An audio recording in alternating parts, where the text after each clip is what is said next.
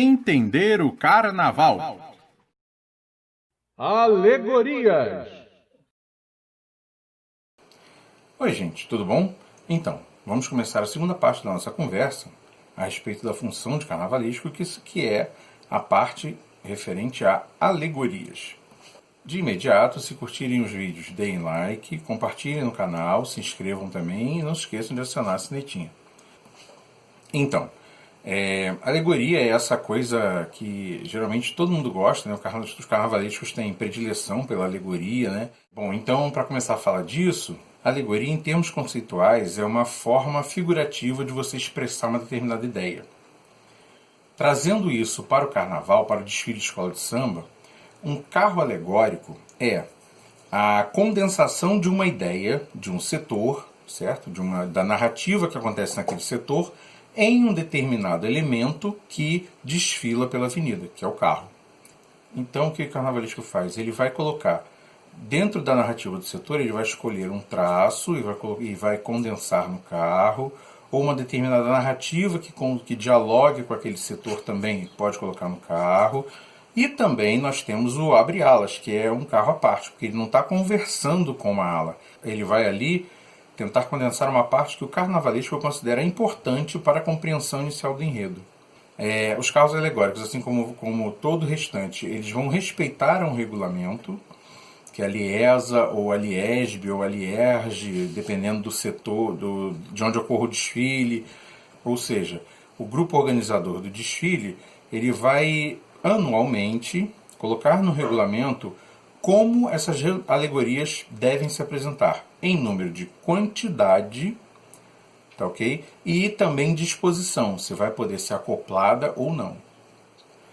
Também ele vai falar sobre uma coisa que está próxima da alegoria, que é o elemento alegórico ou tripé.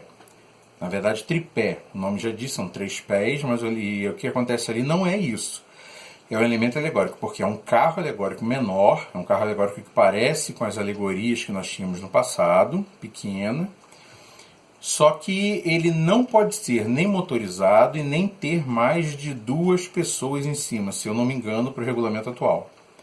Okay? Então você pode construir uma alegoria ali em cima daquele elemento que tem 4 rodas, pode ser dirigido por uma pessoa, mas ele tem que necessariamente, atualmente, ser empurrado e não conter mais de 2 pessoas atuando em cima desse carro, ou destaque, fantasiado, o que for, não pode passar de 2.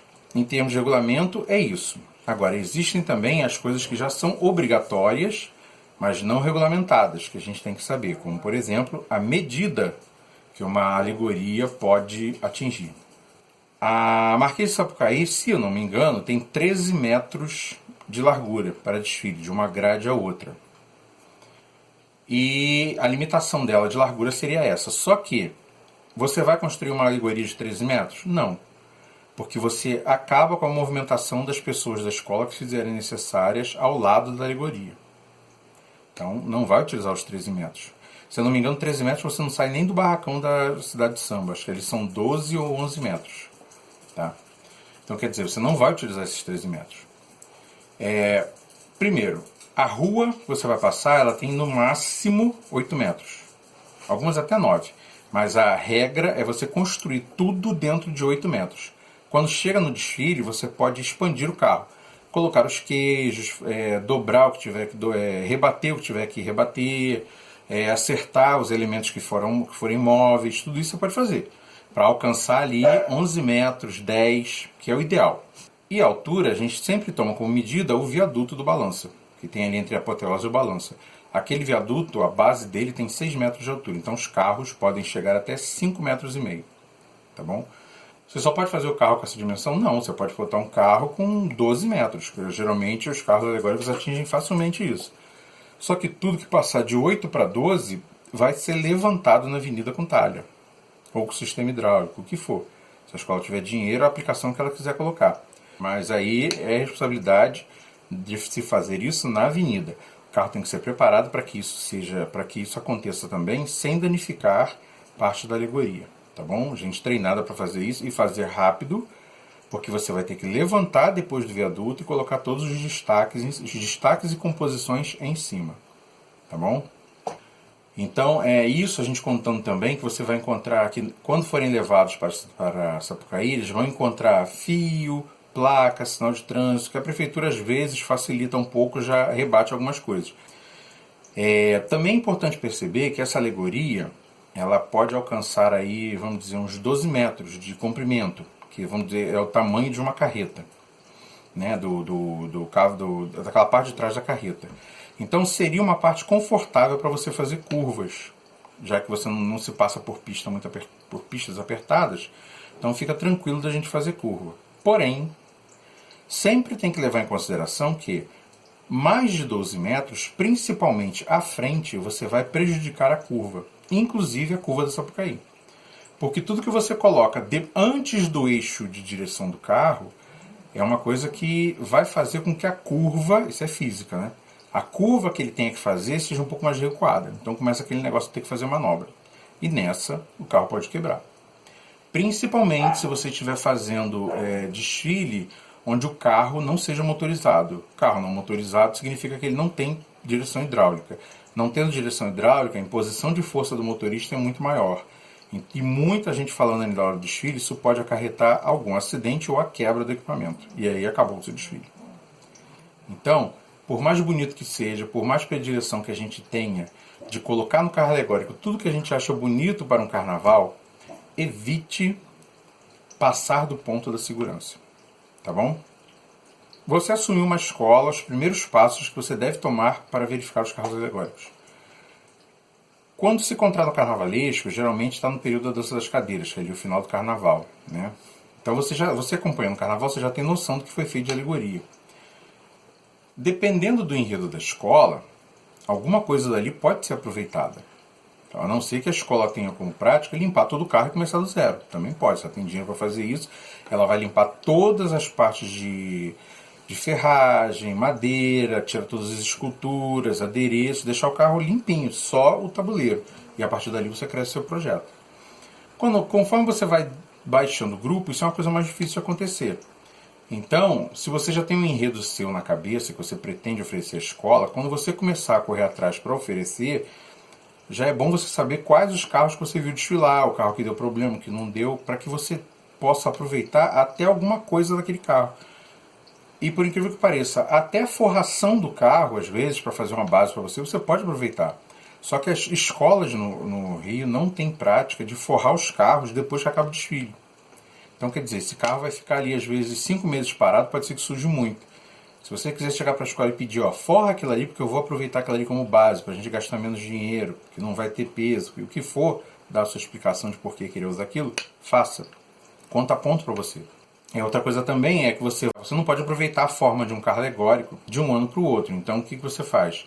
Você vai limpar alguma coisa, mas outras você pode deixar como base para outro trabalho. Ou você pode modificar também elementos. Um elemento está de um jeito, você quer transformar em outro. Você pode também.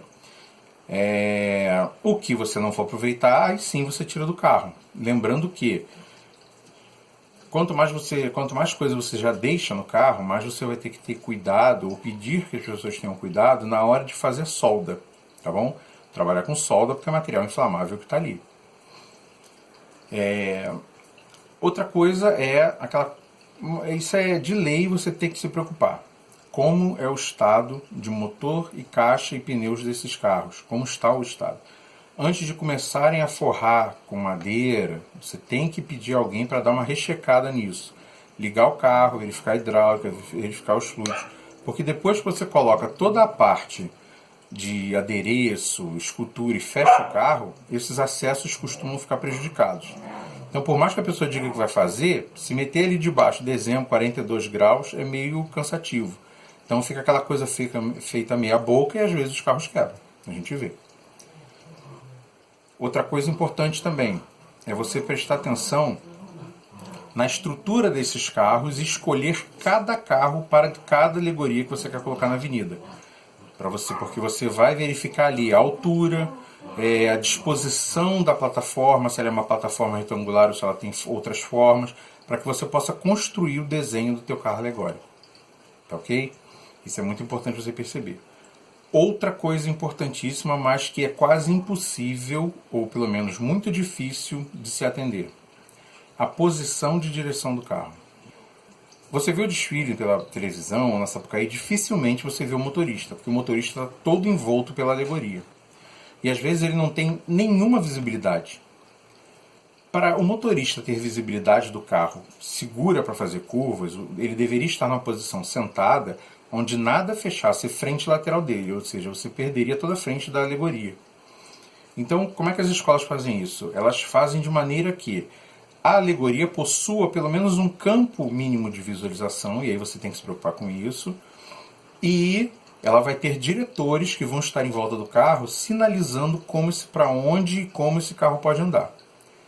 Então, quando for fazer a sua alegoria, na disposição de elementos, esculturas ou queijo que você for colocar à frente do eixo de direção do carro, tenha sempre em mente que se você facilitar visibilidade para o motorista, você está contribuindo para evitar acidentes. No mais, a percepção que eu havia falado de alegoria, como passando uma ideia. Se você tem uma dúvida do que seja isso, tenta pegar um abre-alas, é aquele livro que as ligas imprimem para os jogadores de quesito e que fica disponibilizado nos sites dessas ligas. Pega esse abre-ala e escolhe uma alegoria daquelas e vai ler o que a alegoria quer dizer, para que você confira os elementos que estão ali na alegoria com aquilo que você está visualizando e tente entender o que o carnavalesco quis dizer. Outra boa oportunidade de você verificar se isso foi feito corretamente é quando divulgarem as justificativas de nota, você ir lá procurar o jurado de alegorias e adereços e tentar verificar se ele conseguiu entender direitinho. É aí que você vai formando a sua ideia de como construir uma alegoria didaticamente perfeita. Tá bom? Uma outra observação: você não pode utilizar a mesma linguagem em todas as alegorias. Isso empobrece o teu carnaval e o jurado tira ponto por isso. Tá bom? A alegoria necessariamente não precisa estar toda forrada. Antigamente você utilizava mais ferro aparente, né? Esse ferro claro que decorado. Hoje em dia algumas escolas optam por usar também. É legal usar, mostrar um pouco da estrutura do carro. É bem maneiro. Da mesma maneira que você pode fazer uma alegoria barroca, ou seja, toda completa e desenhada e cheia de adereços e lotada de coisas que você não consegue visualizar nada, a não ser aquilo que as camadas permitam você visualizar. É uma linha visual artística. A alegoria, ela também precisa ter cuidado com o material que se utiliza, da mesma forma que figurino, porque essa alegoria depois vai ser iluminada. Então a incidência da luz sobre ela pode modificar a cor na televisão ou na câmera fotográfica, vai modificar a cor do tecido e aí vai passar uma ideia errônea sobre aquilo que você quer apresentar. A partir da próxima conversa, a gente vai começar a esmiuçar isso. Hoje foi só uma apresentação geral, os toques gerais sobre a alegoria, tá bom? Mas a gente vai esmiuçar isso aí. A gente deve começar um pouquinho apresentando volumetria, planta baixa, depois maneiras de se desenhar ou de projetar uma alegoria, tal, cá. A gente deve ficar de repente com menos conversas do que tivemos em figurino, mas são coisas importantes para você saber, tá bom? Para quem não conhece ainda, tem esse livrinho aqui que foi projetado pela prefeitura do Rio, que é Alegorias, Escultura de uma Ópera Popular, que traz um resumo de alegorias apresentadas de 1962 a 2008, para que se conheça como tudo isso foi crescendo, foi evoluindo no carnaval, a maneira de pensar a alegoria, de pensar a quantidade de alegorias, para que serve uma alegoria. É um livro interessante. Ele é meio difícil de se encontrar porque ele não teve muita venda, mas esse, por exemplo, encontrei na estante virtual, não fazendo marketing. Mas você pode encontrar também na internet. Difícil, mas uma vez ou outra alguém está vendendo, tá bom? É legal vocês conhecerem. Também acessem, não esqueçam de acessar o Abre Alas, tá? O grupo A tem um bom Abre Alas também, o grupo de acesso A, só que até onde eu sei, o do especial é colorido, do A ainda não estava sendo disponibilizado colorido não, ou é disponibilizado colorido virtual e o impresso é preto e branco, que eu não tive acesso aos últimos. O que eu tenho tem mais ou menos uns 3 ou 4 anos. Mas é bom olhar, tá bom? Para conhecer a ideia que está colocada, que está sendo defendida na apresentação de uma alegoria. Bom, então a gente fica por aqui e Em algum local desta tela vai estar o sambinha de hoje, uma homenagem a Sr. Luizinho Drummond, que faleceu essa semana, Imperatriz Leopoldinense 2001, mais um Carnaval de Rosa Magalhães, um samba muito bonito, tá bom? E fica aí a nossa homenagem a essa pessoa que contribuiu para o engrandecimento da festa do Carnaval, do desfile da Escola de Samba como espetáculo.